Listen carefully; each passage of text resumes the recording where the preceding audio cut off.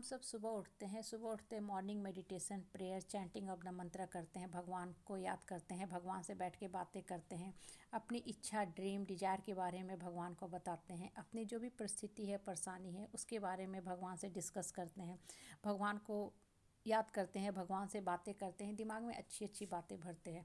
ये तो सारी सुबह की नित्य क्रिया की काम हुए जो हम डेली करते हैं। लेकिन क्या कभी हम इस बारे में सोचते हैं कि क्यों किसी की मुराद पूरी होती है, किसी की मुराद पूरी नहीं होती है, क्या कारण है?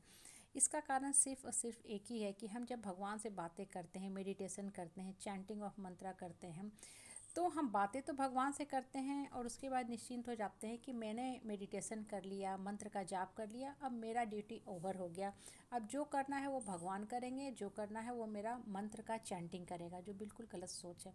जब भी आप भगवान के पास बैठते हो, भगवान को याद करते हो, भगवान से शक्ति ग्रहण करते हो और उस शक्ति को ग्रहण करने के बाद कर्म पथ पे आपको खुद चलना है। श्री कृष्ण ने क्या बोला गीता में, बहुत अच्छी बात बताई कि हे मनुष्य, इंसान का काम है शक्ति ग्रहण करना, परमात्मा से, ऊपर वाले से शक्ति ग्रहण करना और कर्म पथ पे दौड़ना। तुम उस शक्ति को लेकर के उठो, चलो, दौड़ो, भागो, उठोगे, चलोगे, दौड़ोगे, भागोगे, काम करोगे तो ग्रो करोगे।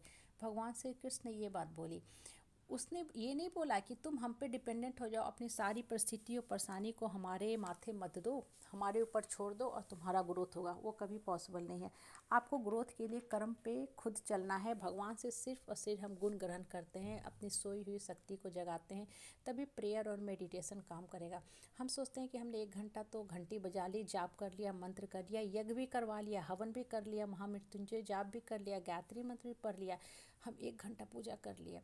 अब सारा दिन भगवान मेरे लिए करता रहेगा, मेरा तो काम है भाई बिस्तर पे बैठे रहना, इधर उधर की बातें करना, फ़ोन उठाना, इधर उधर बातें फैलाना, लूज टॉक करना, which is not the right method of puja. ये पूजा का मेथड ही नहीं है, पूजा का बिल्कुल गलत मेथड है।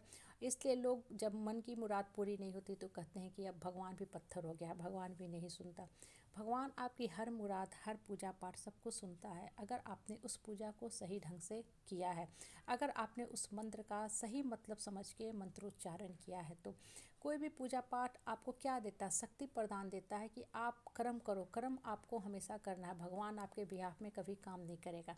बच्चे को हम स्कूल में एडमिशन कराते हैं, हम निश्चिंत हो जाते हैं कि अब स्कूल का काम है, टीचर का काम है बच्चे को पढ़ाना, मेरा का तो सिर्फ रोल था एक फ़ीस पेमेंट करना, बच्चे को ट्यूशन फीस देना, which is a very very wrong thinking. बच्चा स्कूल जाता है, ज्ञान ग्रहण करता है, टीचर से नॉलेज लेता है, घर आता है। Now it's the role of the parents to see what the child is doing, what the child is learning. बच्चा बैठ के पढ़ता है, पेरेंट्स का काम है बच्चे को पढ़ाना। तब ये सारा जो टीचिंग लर्निंग का प्रोसेस है कंप्लीट होता है। सिर्फ फीस पेमेंट करने से आपकी रिस्पॉन्सिबिलिटी कंप्लीट नहीं होती है। So be very careful about the life. आप डॉक्टर के पास जाते हो, साइकेट्रिस्ट के पास जाते हो, अच्छी अच्छी बातें सुनते हो, आपको बहुत अच्छा लगता है, थोड़े देर आप बहुत सुकून शांति फील करते हो। डॉक्टर कुछ डूज एंड डोंट्स बताता है, साइकोलॉजिस्ट आपको पॉजिटिव थिंकिंग के बारे में बताता है। जितने देर आप उस एरिया में रहते हो, संपर्क में रहते हो, आपके अंदर अच्छी अच्छी बातें आती हैं। फिर आप घर आके क्या करते हो? उस डूज एंड डोंट्स को फॉलो करते हो। आप भूल जाते हो कि डॉक्टर ने क्या बताया, साइकोलॉजिस्ट ने क्या बताया। इसलिए कुछ समय के बाद ना डॉक्टर की बात आपको हील करती है, ना साइकोलॉजिस्ट की बातों का प्रभाव आप पे पड़ता है। आप फिर से ओरिजिनल स्टेट में लिविंग करने लगते हो। इसलिए जब भी आप किसी भी इस तरह के ट्रीटमेंट के लिए जाते हो, माइंड को हील करने के लिए जाते हो, तो उस पर परमानेंटली काम करो, तभी आपका ट्रीटमेंट का सही ढंग से फ़ायदा होगा। अदरवाइज़ सिर्फ वहाँ जाने मात्र से आप ठीक नहीं हो जाओगे। कोई भी ट्रीटमेंट, वो ट्रीटमेंट तभी काम करता है जब आप उस ट्रीटमेंट को एक्चुअली अपनाते हो, हृदय से, मन से, आत्मा से ग्रहण करते हो। आप पार्लर जाते हो, फेशियल कराते हो, वंस इन ए मंथ, आपको फेशियल कितना देर इफेक्ट देता है? हार्डली 1 सप्ताह, 10 दिन, उससे ज़्यादा कभी फ़ायदा नहीं देता है। अगर आप परमानेंट ग्लो चाहते हो तो आपको अपने आप भी अपने फेस का टेक केयर करना पड़ेगा। आपको हल्दी, चंदन, बेसन, दूध, दही, मध घर में रेगुलर इम्प्लीमेंट करते हो, फेस पे लगाते हो, फेस को तेज़ धूप से बचाते हो, सन स्क्रीन से लगाते हो, फिर आप बाहर जाते हो। जब आप इतना कुछ करते हो तो आपका फेस हमेशा चमकता दमकता रहता है। फिर शायद फेशियल की भी आपको ज़रूरत नहीं पड़ती है। लाइफ के साथ भी बिल्कुल यही है। जब आप पूजा पाठ मंत्र का उच्चारण करते हो तो भगवान से शक्ति लो और उस शक्ति को लेके अपने कर्म पथ पे दौड़ो। जब आप कर्म पथ पे दौड़ते हो तब आपको उस भगवान के पूजा पाठ का रियल फल मिलता है। आप पूजा करके मत छोड़ो, पूजा इज अ डेड पूजा।